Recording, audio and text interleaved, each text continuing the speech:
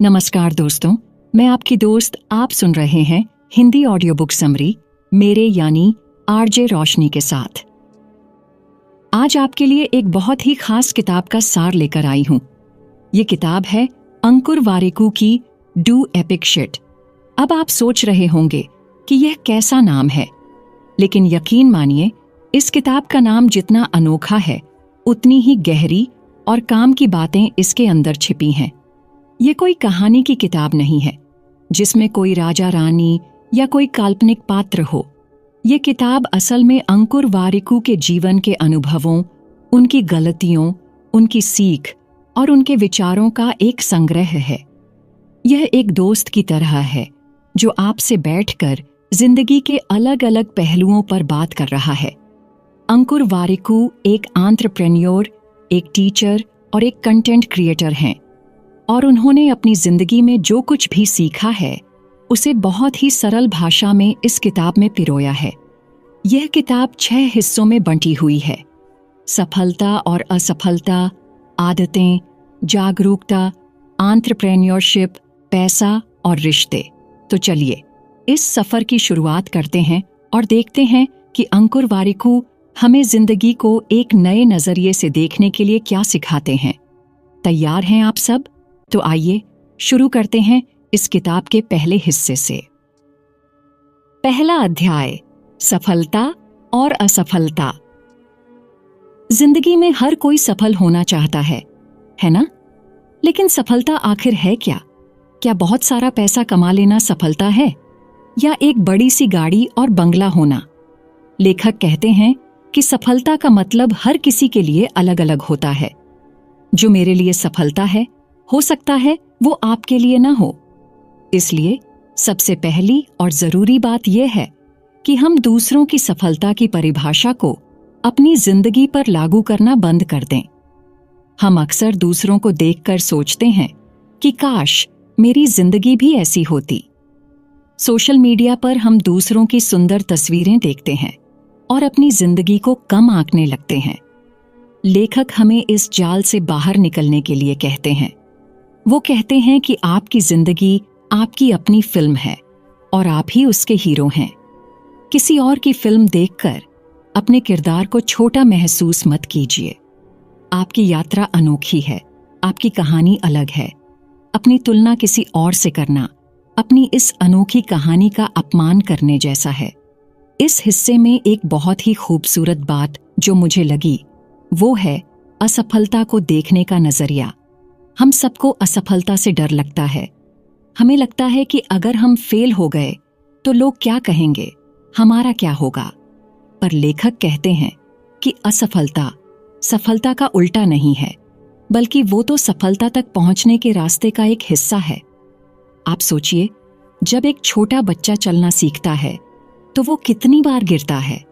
शायद 50 बार, 100 बार। क्या हम उसे असफल कहते हैं? नहीं ना।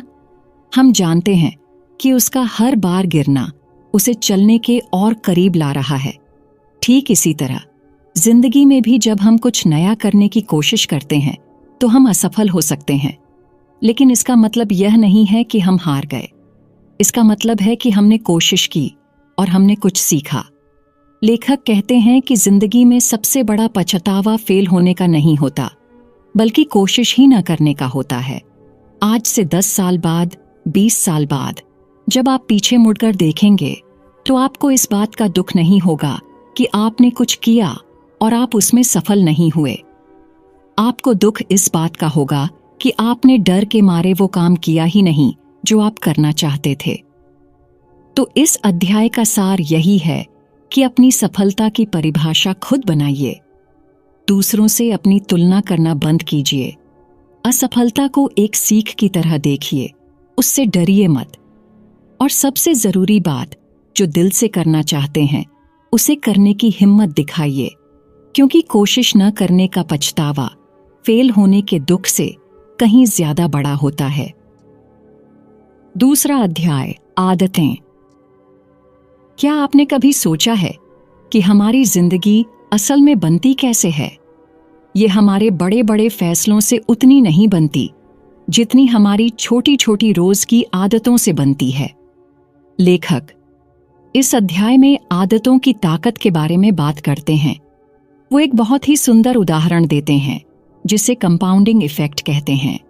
सोचिए, अगर मैं आपको 2 विकल्प दूं। पहला, मैं आपको आज 1 करोड़ रुपए देती हूं। दूसरा, मैं आपको आज 1 रुपया देती हूं, जो अगले 30 दिनों तक हर दिन 2 गुना होता जाएगा। आप क्या चुनेंगे? ज्यादातर लोग 1 करोड़ रुपए चुनेंगे, लेकिन अगर आप हिसाब लगाएंगे तो आपको पता चलेगा कि वो 1 रुपया जो हर दिन 2 गुना हो रहा है, वो 30वें दिन तक 100 करोड़ से भी ज्यादा बन जाएगा। यही हमारी आदतों की ताकत है। एक दिन में शायद कोई बड़ा फर्क न दिखे। एक दिन किताब के 10 पन्ने पढ़ने से या 20 मिनट कसरत करने से जिंदगी नहीं बदल जाती, लेकिन जब आप यही काम रोज करते हैं, हर दिन, तो कुछ महीनों और सालों में इसका जो असर होता है वो हैरान करने वाला होता है। जैसे रोज एक एक बूंद पानी एक बड़े से घड़े को भर देती है, वैसे ही हमारी छोटी छोटी अच्छी आदतें मिलकर हमारी जिंदगी में बहुत बड़ा बदलाव लाती हैं। लेखक एक और मजेदार नियम बताते हैं जिसे वो 5 मिनट का नियम कहते हैं। अगर कोई काम ऐसा है जिसे करने में 5 मिनट से कम लगते हैं तो उसे तुरंत कर लेना चाहिए। जैसे अपना बिस्तर ठीक करना, एक ईमेल का जवाब देना या अपनी मेज साफ करना। जब हम ऐसे छोटे छोटे कामों को तुरंत निपटा देते हैं तो हमारे दिमाग को एक संदेश मिलता है कि हम काम को टाल नहीं रहे हैं। इससे एक गति बनती है, एक मोमेंटम बनता है और फिर बड़े काम करना भी आसान लगने लगता है। आदतें बनाने के लिए इच्छा शक्ति से ज्यादा जरूरी है एक सिस्टम बनाना। रोज सुबह उठकर यह सोचना कि आज मुझे कसरत करनी चाहिए बहुत मुश्किल है, लेकिन अगर आप रात को ही अपने कसरत के कपड़े निकाल कर रख दें तो सुबह आपका दिमाग अपने आप उस काम के लिए तैयार हो जाएगा। इस अध्याय में समय के मैनेजमेंट पर भी बात की गई है। लेखक कहते हैं कि हम समय को मैनेज नहीं कर सकते क्योंकि सबके पास दिन में 24 घंटे ही होते हैं। हम असल में खुद को मैनेज करते हैं, अपनी प्राथमिकताओं को मैनेज करते हैं।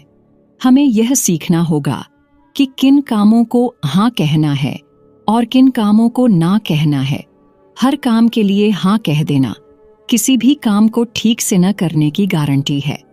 तो इस अध्याय से हमें यह सीखना है कि छोटी छोटी आदतें ही हमारी जिंदगी की नींव हैं। अच्छी आदतें बनाइए, भले ही वो बहुत छोटी हों। कामों को टालिए मत, खासकर उन कामों को जो 5 मिनट से कम में हो सकते हैं, और अपने समय की कीमत समझिए। हर किसी को और हर काम को हाँ कहना बंद कीजिए। तीसरा अध्याय, जागरूकता। यह अध्याय मेरे दिल के बहुत करीब है क्योंकि यह खुद को जानने और समझने के बारे में है। हम अक्सर अपनी पूरी जिंदगी बाहरी दुनिया को समझने में लगा देते हैं। ये कैसे काम करता है, वो कैसे होता है, मुझे क्या करना चाहिए, क्या नहीं करना चाहिए। लेकिन हम कभी रुककर खुद से यह नहीं पूछते कि मैं कौन हूं या मैं असल में क्या चाहती हूं। लेखक कहते हैं कि आत्म जागरूकता यानी खुद के बारे में जानना किसी भी सफलता की पहली सीढ़ी है। जब तक आप यह नहीं जानेंगे कि आपकी ताकत क्या है और आपकी कमजोरी क्या है, तब तक आप सही रास्ते पर चल ही नहीं सकते। कई बार हमें अंदर से एक एहसास होता है कि हम इस काम के लायक नहीं हैं या हमारी सफलता बस किस्मत से मिल गई है और जल्दी ही सबको पता चल जाएगा कि हमें तो कुछ आता ही नहीं है। इस एहसास को इम्पोस्टर सिंड्रोम कहते हैं। आपको जानकर हैरानी होगी कि दुनिया के बड़े बड़े सफल लोग भी कभी न कभी ऐसा महसूस करते हैं। लेखक बताते हैं कि यह एहसास होना सामान्य है, लेकिन जरूरी यह है कि हम इस एहसास को खुद पर हावी न होने दें। हमें खुद को याद दिलाना होगा कि हमने मेहनत की है और हम इस सफलता के हकदार हैं। जागरूकता का एक और मतलब है अपनी भावनाओं को समझना। गुस्सा आना, दुखी होना, निराश होना, ये सब सामान्य मानवीय भावनाएं हैं। हमें इन्हें दबाना नहीं है, बल्कि इन्हें समझना है। हमें यह सोचना है कि मुझे गुस्सा क्यों आ रहा है, इस दुख की वजह क्या है। जब हम अपनी भावनाओं के कारण को समझने लगते हैं तो हम उन्हें बेहतर तरीके से संभाल पाते हैं। इस अध्याय में सुनने की कला पर भी जोर दिया गया है। हम अक्सर किसी की बात इसलिए नहीं सुनते कि हमें उसे समझना है, बल्कि इसलिए सुनते हैं ताकि हम जवाब दे सकें। हमारा दिमाग पहले से ही जवाब तैयार कर रहा होता है। लेखक कहते हैं कि हमें सच में सुनना सीखना होगा, बिना किसी धारणा के, बिना किसी जल्दबाजी के। जब हम दूसरों को ध्यान से सुनते हैं तो हम सिर्फ उनकी बातें नहीं, बल्कि उनकी भावनाएं भी समझते हैं। इससे हमारे रिश्ते बेहतर होते हैं। और सिर्फ दूसरों को ही नहीं, हमें खुद की अंदर की आवाज को भी सुनना सीखना होगा। हमारा दिल, हमारी अंतरात्मा हमें हमेशा सही रास्ता दिखाने की कोशिश करती है, लेकिन बाहर के शोर में हम उसे सुन ही नहीं पाते। इसलिए दिन में कुछ समय अकेले बिताना, शांत रहना बहुत जरूरी है। तो इस अध्याय का संदेश है, खुद को जानिए, अपनी ताकत, अपनी कमजोरियों, अपने डर और अपने सपनों को पहचानिए। अपनी भावनाओं को समझिए और उन्हें स्वीकार कीजिए। और सुनना सीखिए, दूसरों को भी और खुद को भी, क्योंकि जो इंसान खुद को समझ लेता है उसके लिए दुनिया को समझना बहुत आसान हो जाता है। चौथा अध्याय, एंटरप्रेन्योरशिप। जब हम एंटरप्रेन्योरशिप शब्द सुनते हैं तो हमारे दिमाग में बड़ी बड़ी कंपनियों, स्टार्टअप्स और बहुत सारे पैसे की तस्वीर आती है। लेकिन लेखक अंकुर वारिकू कहते हैं कि एंटरप्रेन्योरशिप सिर्फ एक बिजनेस शुरू करने का नाम नहीं है, यह एक सोच है, एक नजरिया है। एक एंटरप्रेन्योर वो होता है जो अपने आसपास की समस्याओं को देखता है और उन्हें सुलझाने की कोशिश करता है। यह समस्या आपके घर में, आपके मोहल्ले में या पूरी दुनिया में कहीं भी हो सकती है। जब आप सिर्फ शिकायत करने की बजाय समाधान खोजने लगते हैं तो आप एक एंटरप्रेन्योर की तरह सोच रहे होते हैं।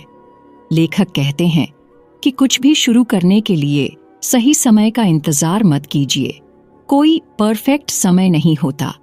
हम अक्सर सोचते हैं कि जब मेरे पास ज्यादा पैसे होंगे या जब मुझे इस बारे में सब कुछ पता चल जाएगा तब मैं शुरू करूंगा।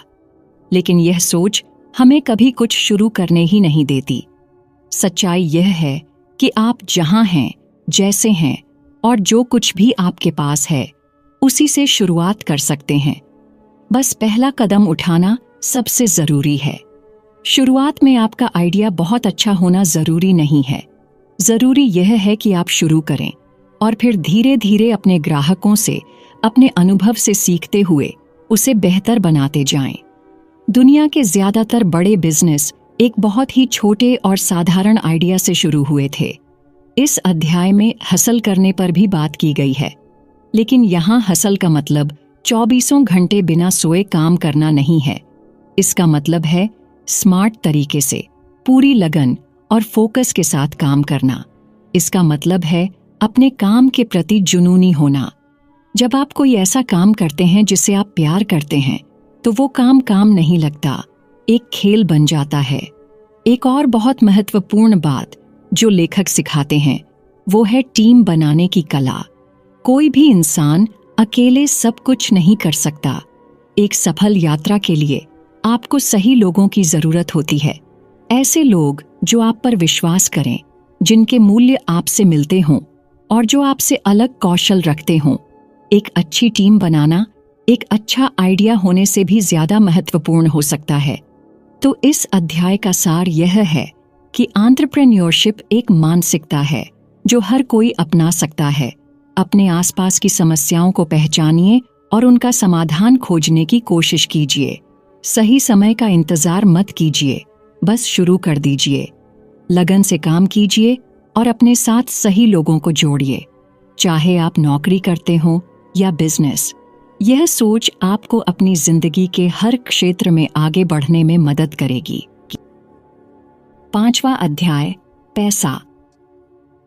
पैसा हमारी जिंदगी का एक बहुत ही महत्वपूर्ण हिस्सा है, लेकिन अजीब बात यह है कि हमें इसके बारे में स्कूल या कॉलेज में कभी कुछ सिखाया नहीं जाता।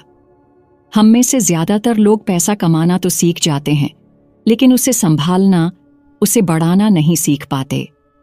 यह अध्याय पैसे के बारे में हमारी समझ को बहुत ही सरल तरीके से बदल देता है।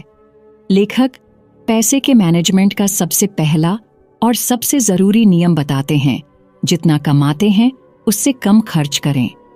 यह सुनने में बहुत आसान लगता है, लेकिन करना उतना ही मुश्किल है। हमारी इच्छाएं कभी खत्म नहीं होती। नया फोन, नई गाड़ी, बड़ा घर, यह लिस्ट कभी खत्म नहीं होती। लेखक कहते हैं कि हमें अपनी जरूरतों और इच्छाओं के बीच का फर्क समझना होगा। अपनी कमाई का एक हिस्सा बचाना, चाहे वो कितना भी छोटा क्यों ना हो, बहुत ही जरूरी है। बचत करना सिर्फ पहला कदम है। अगला और सबसे महत्वपूर्ण कदम है उस बचाए हुए पैसे को निवेश करना, यानी अपने पैसे को काम पर लगाना। जैसे आप काम करके पैसा कमाते हैं, वैसे ही आपका पैसा भी आपके लिए पैसा कमा सकता है। इसे ही निवेश कहते हैं। लेखक कहते हैं कि निवेश शुरू करने के लिए आपको बहुत अमीर होने की जरूरत नहीं है। आप हर महीने 500 या 1000 रुपए से भी शुरुआत कर सकते हैं। जरूरी है जल्दी शुरू करना, क्योंकि निवेश में भी कंपाउंडिंग का जादू काम करता है। आपका पैसा समय के साथ बढ़ता जाता है। इस अध्याय में एक और बहुत ही सरल लेकिन गहरी बात समझाई गई है, एसेट और लायबिलिटी के बीच का फर्क। एसेट वो चीज है जो आपकी जेब में पैसा डालती है, जैसे कि एक घर जिससे आपको किराया आता है, या स्टॉक्स जिनसे आपको डिविडेंड मिलता है। और लायबिलिटी वो चीज है जो आपकी जेब से पैसा निकालती है, जैसे कि एक गाड़ी जिसकी आप किश्तें भरते हैं और उसके रखरखाव पर खर्च करते हैं। लेखक कहते हैं कि हमें अपनी जिंदगी में एसेट्स बनाने पर ध्यान देना चाहिए, लायबिलिटी पर नहीं। वित्तीय आजादी का मतलब यह नहीं है कि आपके पास बहुत सारा पैसा हो। इसका मतलब है कि आपके पास इतने एसेट्स हों कि उनसे आने वाला पैसा आपके महीने के खर्चों को पूरा कर सके। तब आपको पैसा कमाने के लिए काम करने की मजबूरी नहीं होगी। आप वो काम कर पाएंगे जो आप सच में करना चाहते हैं। तो इस अध्याय से हमें जो सबसे बड़ी सीख मिलती है वो यह है कि पैसे के बारे में सीखना बहुत जरूरी है। अपनी कमाई से कम खर्च करने की आदत डालिए, बचत कीजिए और उस बचत को जल्दी से जल्दी निवेश करना शुरू कीजिए। एसेट्स और लायबिलिटी का फर्क समझिए और अपनी जिंदगी में ज्यादा से ज्यादा एसेट्स बनाने की कोशिश कीजिए। पैसा सब कुछ नहीं है, लेकिन पैसा आपको वो आजादी देता है जिससे आप अपनी जिंदगी अपनी शर्तों पर जी सकते हैं। छठा अध्याय, रिश्ते। हमने सफलता, आदतों, पैसे और काम के बारे में बात की, लेकिन इन सब से बढ़कर अगर जिंदगी में कुछ है तो वो हैं हमारे रिश्ते। यह अध्याय हमें याद दिलाता है कि हमारी जिंदगी की गुणवत्ता हमारे रिश्तों की गुणवत्ता पर निर्भर करती है। लेखक कहते हैं कि आप उन 5 लोगों का औसत होते हैं जिनके साथ आप सबसे ज्यादा वक्त बिताते हैं। यह एक बहुत गहरी बात है। सोचिए, अगर आपके दोस्त हमेशा शिकायत करते रहते हैं तो धीरे धीरे आप भी वैसा ही करने लगेंगे। और अगर आपके दोस्त हमेशा कुछ नया सीखने और आगे बढ़ने की बात करते हैं तो आप पर भी उसका असर पड़ेगा। इसलिए अपने दोस्तों और अपनी संगत को बहुत समझदारी से चुनिए। ऐसे लोगों के साथ रहिए जो आपको ऊपर उठाते हैं, जो आपको बेहतर इंसान बनने के लिए प्रेरित करते हैं। इस अध्याय में हमारे माता पिता के साथ हमारे रिश्ते पर भी बात की गई है। जैसे जैसे हम बड़े होते हैं, हमारी और उनकी सोच में अंतर आने लगता है। हम अक्सर उन्हें गलत समझने लगते हैं। लेखक हमें याद दिलाते हैं कि हमारे माता पिता ने हमें वो बेहतरीन परवरिश दी जो वो दे सकते थे। हमें उनके नजरिए को समझने की कोशिश करनी चाहिए और उनके प्रति अपना आभार व्यक्त करना चाहिए। लेकिन इन सब रिश्तों से भी ज्यादा महत्वपूर्ण एक रिश्ता है, आपका खुद के साथ रिश्ता। हम अक्सर खुद के सबसे बड़े आलोचक होते हैं। हम अपनी गलतियों के लिए खुद को माफ नहीं कर पाते। लेखक कहते हैं कि हमें खुद से प्यार करना सीखना होगा, अपनी देखभाल करनी होगी। जब आप खुद खुश रहेंगे, खुद से प्यार करेंगे, तभी आप दूसरों को भी खुशी और प्यार दे पाएंगे। रिश्तों को बेहतर बनाने का एक बहुत ही सरल तरीका है देना, बिना किसी उम्मीद के देना। चाहे वो आपका समय हो, आपका ज्ञान हो या सिर्फ किसी की बात सुनना हो। जब हम बिना किसी स्वार्थ के किसी के लिए कुछ करते हैं तो उससे जो खुशी मिलती है वो अनमोल होती है। तो इस आखिरी अध्याय का संदेश बहुत ही साफ है। अपने रिश्तों को प्राथमिकता दीजिए, अपनी संगत को ध्यान से चुनिए, अपने माता पिता का सम्मान कीजिए और सबसे बढ़कर खुद से प्यार कीजिए। क्योंकि दिन के अंत में जब सब कुछ खत्म हो जाता है तो यही प्यार और यही रिश्ते हैं जो मायने रखते हैं। तो दोस्तों, यह थी अंकुर वारिकू की किताब डू एपिक शिट की यात्रा। हमने सफलता और असफलता के सही मायने समझे, हमने छोटी छोटी आदतों की ताकत को जाना, हमने खुद को समझने की अहमियत को महसूस किया, हमने एंटरप्रेन्योरशिप की एक नई सोच को अपनाया, हमने पैसे के मैनेजमेंट के सरल नियम सीखे और आखिर में हमने रिश्तों की गहराई को समझा। यह किताब आपको कोई जादुई फार्मूला नहीं देती है जो आपकी जिंदगी रातों रात बदल देगा। यह किताब आपको सोचने पर मजबूर करती है, यह आपको आईना दिखाती है, यह आपसे वो सवाल पूछती है जो आपने शायद कभी खुद से नहीं पूछे। इस किताब का सार यही है कि जिंदगी बहुत छोटी है, इसे यूं ही मत जाने दीजिए। गलतियां करने से मत डरिए, जो चीजें आपको डराती हैं उन्हें जरूर कीजिए। हर दिन कुछ नया सीखिए, अपने समय की कीमत समझिए और जो भी कीजिए पूरे दिल से कीजिए। उम्मीद है कि इस किताब का सार सुनने के बाद आप इसकी कुछ बातों पर जरूर सोचेंगे और अपनी जिंदगी में कुछ एपिक यानी कुछ शानदार करने की तरफ अपना पहला कदम बढ़ाएंगे। याद रखिए, जानना काफी नहीं है, जानने के बाद उसे अपनी जिंदगी में लागू करना जरूरी है। अगली किताब तक अपना ध्यान रखिए। धन्यवाद।